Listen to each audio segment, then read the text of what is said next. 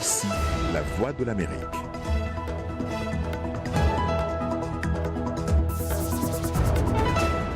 Madame, Monsieur, bonsoir. Bienvenue dans cette nouvelle édition du Monde aujourd'hui. On commence par les titres.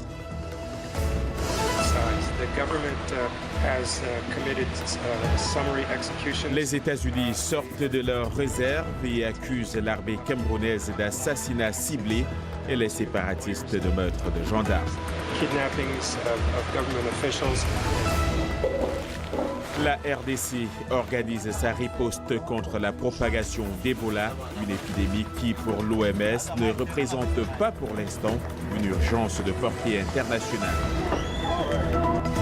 That under my leadership, on my watch, CIA... Gina Haspel prend les rênes de la CIA. À 61 ans, elle devient la première femme à diriger l'agence américaine du renseignement. And the nomination is confirmed.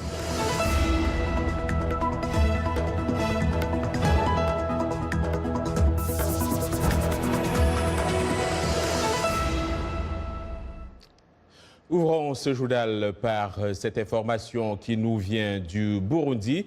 Le pays s'achemine vers une large victoire du oui au référendum constitutionnel d'hier. Si cette tendance se confirmait, cela pourrait permettre au président Pierre Nkurunziza, et s'il est candidat en 2020, de rester au pouvoir jusqu'en 2034, selon les premiers résultats partiels.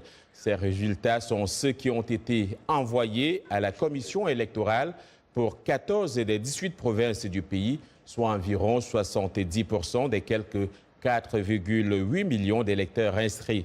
Le oui obtient des scores oscillant entre 50 et 85% dans ces provinces pour certains des fiefs de l'opposition et le taux de participation est supérieur à 90%.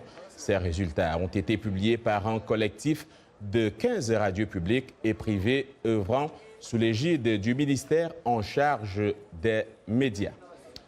Au Cameroun, les États-Unis accusent, dans un texte publié à la suite d'une rencontre hier à Yaoundé avec le président Paul Biya, Peter-Henri Barlerin accuse le gouvernement d'assassinat ciblé dans les régions anglophones du pays, en proie à une profonde crise sociopolitique. Le diplomate américain accuse également les séparatistes armés de la minorité anglophone de meurtre de gendarmes et d'enlèvement de fonctionnaires. Selon le Centre International Crisis Group, pas moins de 120 civils et 43 membres de forces de sécurité ont été tués depuis fin 2016. Le bilan côté séparatiste est pour l'heure inconnu. Pour approfondir la réflexion sur cette sortie de l'ambassadeur des États-Unis au Cameroun, accueillons Hilaire Kamga, il est porte-parole de la plateforme pour la démocratie. Monsieur Kamga, bonsoir. Bonsoir. Tout d'abord, que pensez-vous des propos de l'ambassadeur des États-Unis au Cameroun? Bon, ces propos sont tout à fait justifiés en contexte parce qu'il faut noter que l'ambassade des États-Unis avait déjà abrité une rencontre dans le sens de chercher une solution à cette crise-là. Cette rencontre avait regroupé des gens du pouvoir, de l'opposition aussi, et surtout de la société civile et du clergé. Et donc, c'est dans la suite de cette rencontre-là. Et donc, c'est fort justifié parce qu'il était temps que la communauté internationale, par un pays qui compte, puisse prendre le là et éviter le génocide qui est en préparation pratiquement au Cameroun. Et comment expliquez-vous ce changement de ton américain? Le changement, on peut le comprendre ici, d'abord par la gravité de la situation et par la recrudescence des faits de différents rapports qui confirment le fait qu'à la réalité, il y a une escalade de violence et que les forces de sécurité ont des instructions tout simplement un peu bizarres. Donc de ce point de vue, la responsabilité historique de la communauté internationale et particulièrement celle des États-Unis qui, en même temps, il faut le rappeler, ont donné leur appui aux soldats américains pour la lutte contre le terrorisme dans le cadre de Boko Haram. Et donc, du coup, on peut estimer que les États-Unis ont eu peur que leurs responsabilités soient engagées parce que les armes données par les Américains et l'appui des Américains avec les forces a pu contribuer à pouvoir tuer les civils camerounais. Est-ce qu'on peut parler d'ingérence ici? Non, écoutez, c'est trop facile comme ça de se réfugier derrière l'ingérence. C'est un certain nombre d'acteurs camerounais d'abord qui ont interpellé depuis longtemps, là d'avoir demandé au gouvernement camerounais d'ouvrir le dialogue, qui sont tourner vers la communauté internationale, partenaires bilatéraux et multilatéraux, pour dire qu'il est temps d'agir. On ne peut pas attendre, comme pour le cas du Rwanda, que ça pourrisse pour qu'ensuite on vienne pour essayer de jouer au pyromane. Donc de ce point de vue, l'ambassade des États-Unis, et me semble-t-il, dans la logique du droit international qui voudrait que le droit d'ingérence soit actionné lorsqu'il y a des risques que des crimes majeurs puissent se produire dans un pays. Et comment ces propos ont été accueillis au Cameroun par la population? Il est évident qu'on ne peut pas attendre une appréciation unanime. Je viens de la région du sud-ouest où j'y ai séjourné pendant 2 jours et je peux vous assurer que c'est des propos qui ont été comme un soulagement parce qu'en fait on estime qu'enfin des tiers parties pourraient s'interposer entre un gouvernement qui s'entête à refuser le dialogue et des forces séparatistes qui se tendissent dans une logique derrière qui, à la limite, mettent les populations au milieu d'un champ de bataille qui n'est pas approprié. Donc, de ce point de vue, il y a une partie de la population qui apprécie, une grande partie qui apprécie cette sortie et qui pense que ça devait ouvrir le large dans la communauté internationale pour qu'enfin on dise à M. Biya et à son régime qu'il est temps d'accepter le dialogue. En un mot, vous faites partie de la société civile. Qu'est-ce que vous faites de votre côté? De notre côté, on prend ça comme quelque chose de très intéressant. Nous nous battons sur le terrain pour essayer de convaincre le gouvernement camerounais que la logique derrière n'est pas la solution. Pour essayer de comprendre que le dialogue seul doit l'emporter. Parce qu'au jour d'aujourd'hui, on assiste à des crimes de torture, à des crimes pratiquement de guerre. Les gens sont arrêtés d'une situation forcée. Ce n'est pas admissible. Au même moment, nous n'admettons pas qu'on tue nos gendarmes. En même temps, on ne donne pas un chèque en blanc à ceux qui tuent sur le terrain au nom du Cameroun.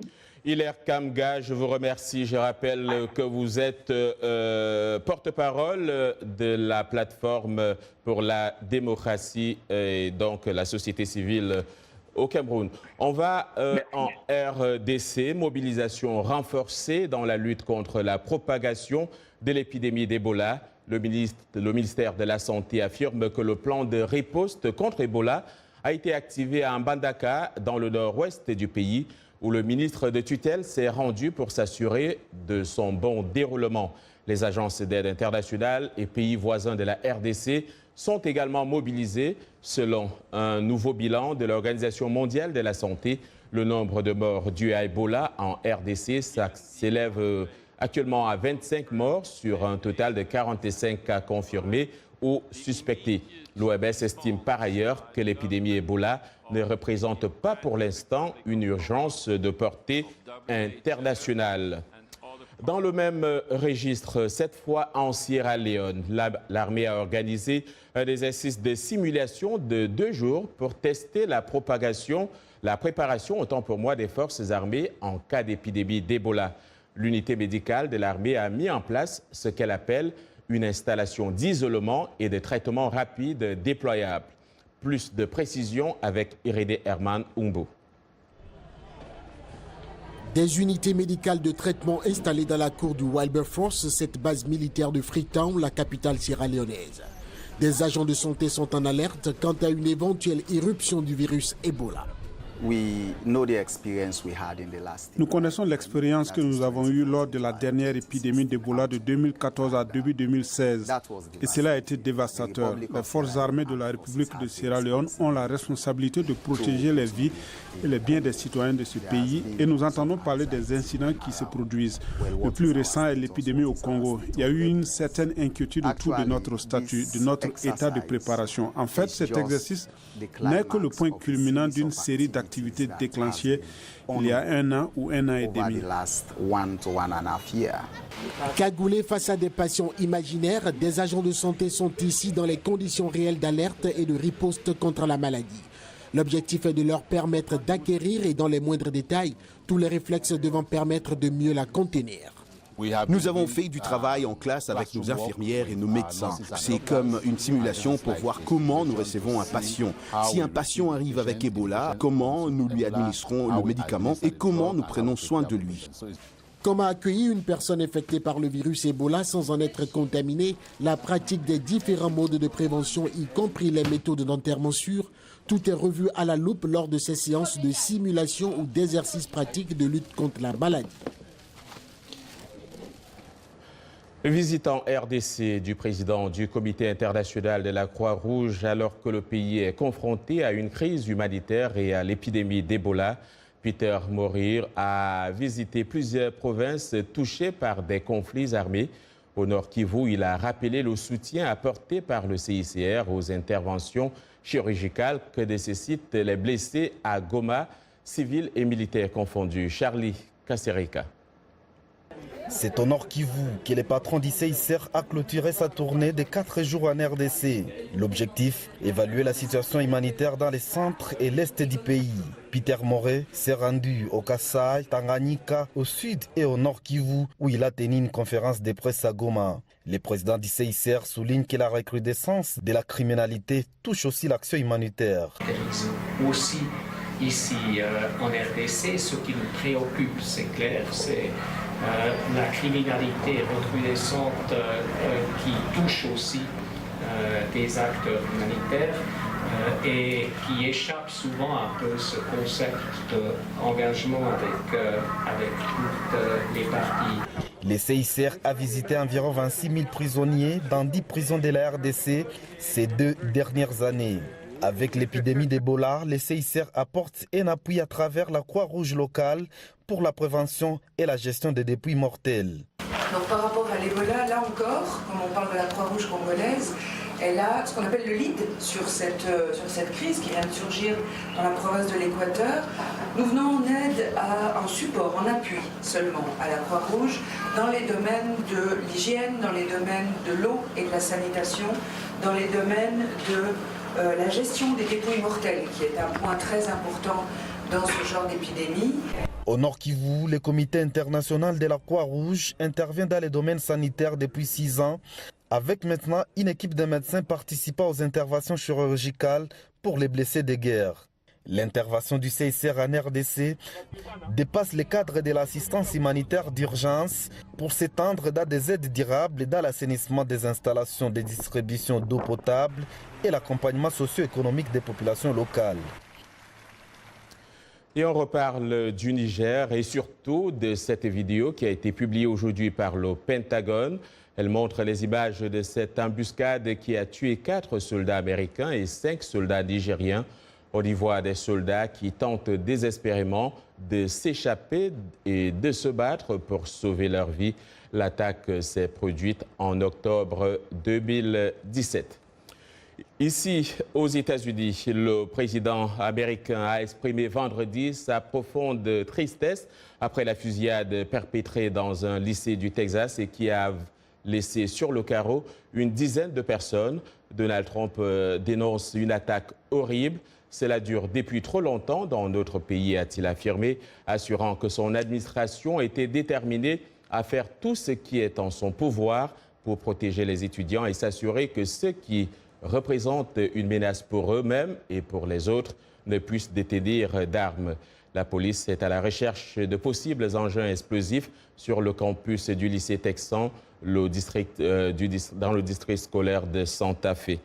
Toujours ici aux États-Unis, actualité politique, c'est donc désormais officiel pour la première fois. C'est une femme qui dirige la CIA. Le Sénat a confirmé hier Mme Haspel, 61 ans, qui était auparavant la directrice adjointe de l'agence malgré son rôle controversé dans les programmes de torture après les attentats du 11 septembre.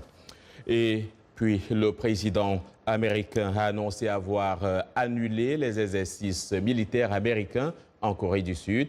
Cette décision intervient après les menaces du président nord-coréen Kim Jong-un de ne plus participer au sommet avec Donald Trump. Washington et Séoul menaient ces manœuvres depuis 60 ans. Vous regardez Le Monde aujourd'hui, le journal de VOA Afrique en direct de Washington.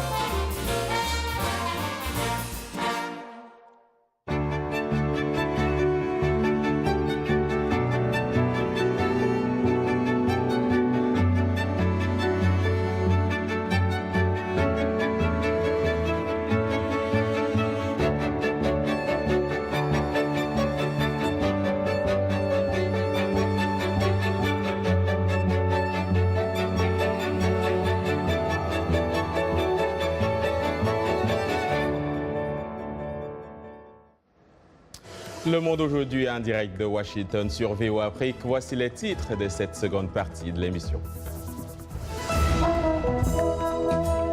Retour aux sources traditionnelles sur fond de musique afro-jazz. Ce sera avec Jah Baba, l'artiste béninois, nous a rendu visite. Je viens dire une énième fois la vérité. En sport, révélation troublante de Michel Platini, 20 ans après France 98. Le coprésident du comité d'organisation de l'époque parle aujourd'hui de petites magouilles. Ouais. Et puis, un peu de romantisme dans ce journal avec le mariage du prince Harry. Il est prévu demain à Windsor Castle.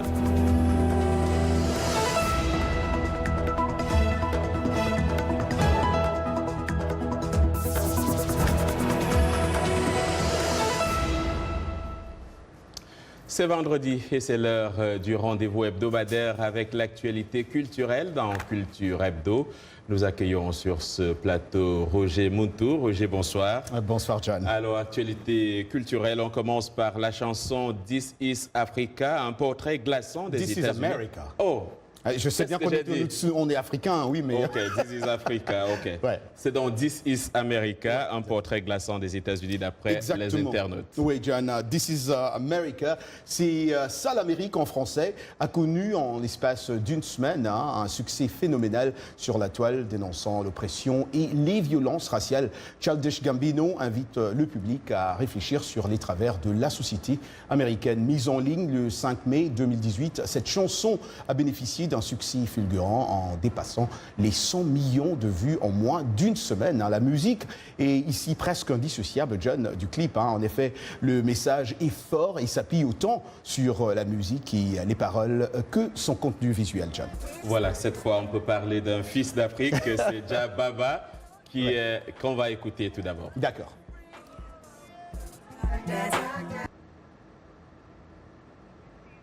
Voilà, donc il s'agit donc de Jah Baba qui est dans nos murs, oui, Roger. Exactement.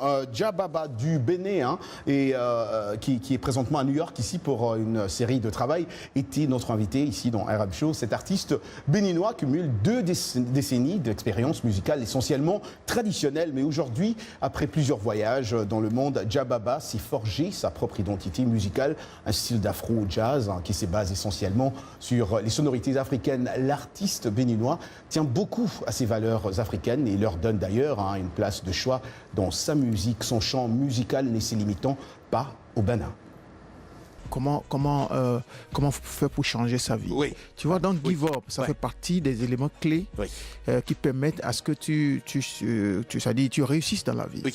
Quand tu crois en quelque chose et que tu commences, il faut y croire vraiment. Et il faut y aller, il faut persévérer et ça va forcément payer. Ma culture, c'est ce que j'ai de plus cher. C'est ce qui me donne ma fierté. C'est ce qui me fait de moi l'homme unique quand je marche dans les rues des États-Unis. On me regarde. Pas mon habillement, pas ma démarche, parce que je m'en fous de celui qui est à côté de moi. Je m'en fous, c'est moi. Tu dois me constater, tu dois constater que je suis un homme, je suis un humain. C'est comme ça. Quand vous gardez votre culture, vous êtes fiers de vous, vous marchez, on sent qu'il y a quelqu'un qui est là. Mais quand vous faites le contraire, vous n'existez pas, vous disparaissez. Et on parle de vous dans l'histoire.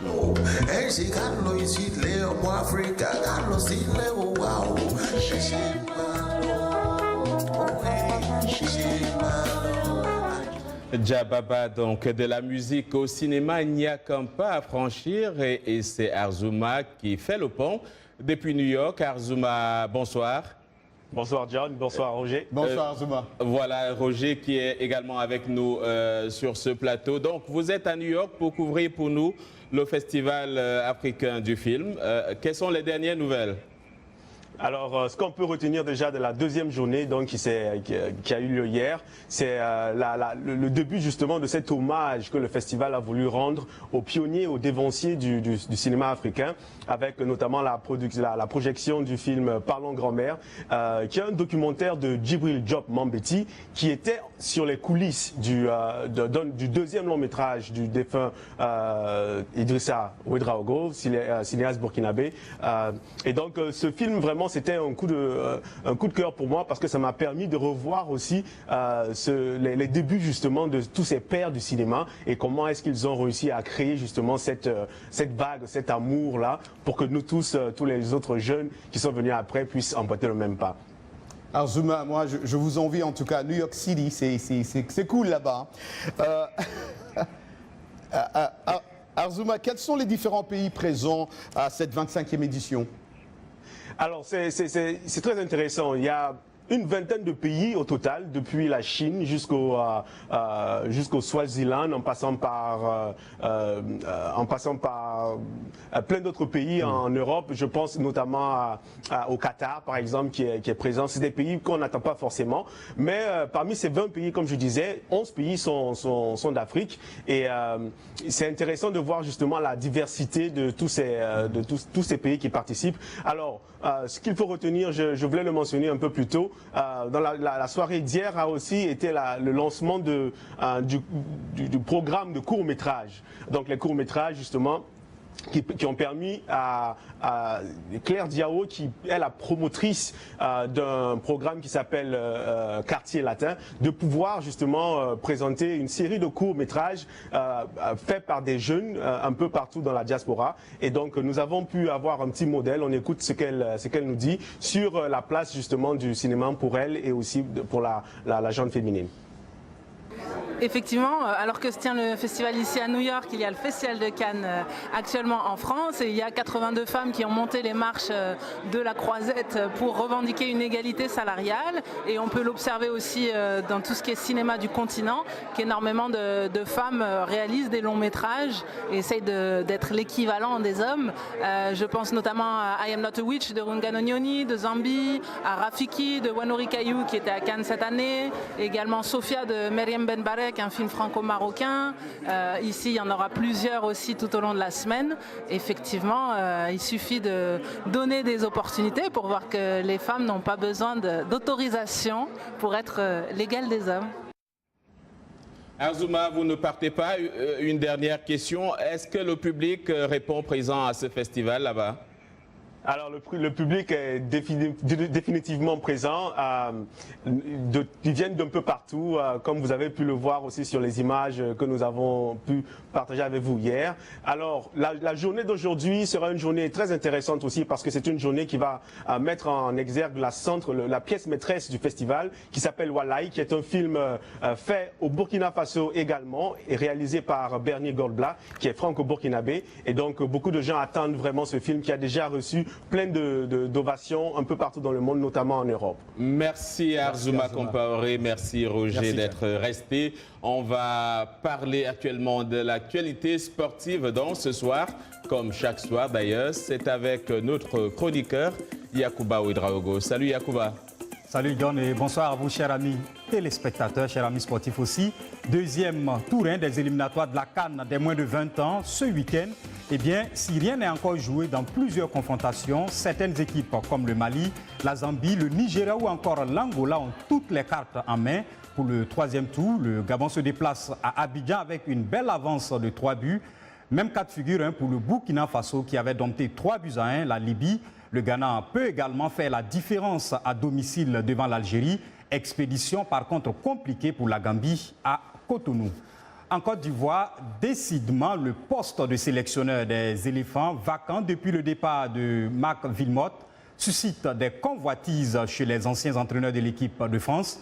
Après Raymond Domenech, c'est maintenant Jacques Santini qui a exprimé son intérêt auprès de la Fédération ivoirienne de football, d'après le site Sport Ivoire. Et prêt à des sacrifices financiers, l'homme de 66 ans proposerait un projet novateur avec, en point d'orgue, la CAN 2021, on se rappelle, qui sera organisée par la Côte d'Ivoire, mais le technicien n'a plus exercé depuis 2006. Eh bien, la FIFA annoncera son choix en juin.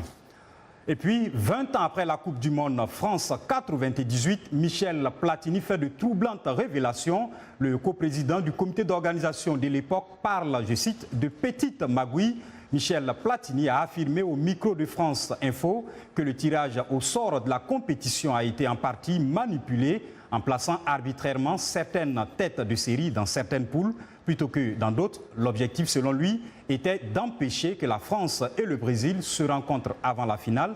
Des déclarations assez troublantes, même si elles ne surprennent plus, à ce jour en tout cas. Yacouba, vous ne partez pas. Juste une question sur cette dernière actualité de Michel Platini. Combien de fois entend-on parler de ce genre de magouille? Est-ce que ça existe toujours aujourd'hui? Écoute, Jones, il a lui-même dit, ce n'est pas la première fois que ça avait lieu en France, c'est en 98, et il a posé juste une question, il dit, pensez-vous que les autres ne le font pas? Et donc, allez-y comprendre tout le sens qui est derrière ces deux petites phrases, et c'est pour dire que ça continue, et donc le monde du foot reste pourri. Merci Yacouba. Alors, un monde pas pourri du tout, celui du mariage. On va du côté de Londres pour parler d'une petite note romantique, donc le mariage royal au Royaume-Uni. Le prince Harry et l'actrice américaine Meghan Markle qui vont se marier demain dans la petite ville de Windsor, en périphérie de Londres. Une foule nombreuse est attendue pour l'événement. Plusieurs admirateurs de la royauté sont déjà présents sur les lieux pour tenter d'apercevoir le couple. C'est un reportage de Dilédico. Dans la splendide chapelle Saint-Georges où le prince Harry fut baptisé aura lieu demain son mariage avec Meghan Markle. Quelques 600 invités, principalement des personnes ayant une relation directe avec le couple. Et fait exceptionnel, plus de 2500 membres du public seront dans le domaine du château de Windsor, l'endroit idéal pour observer les convives et l'arrivée du couple. Ça a été une surprise pour moi, un choix très touchant. Malgré leur aversion à l'intrusion des médias, la royauté a tout de même invité les médias et le public. Elle veut partager cette journée spéciale. Plus de 100 000 personnes sont attendues dans les rues de Windsor. Nombreux sont arrivés très tôt pour avoir une bonne place.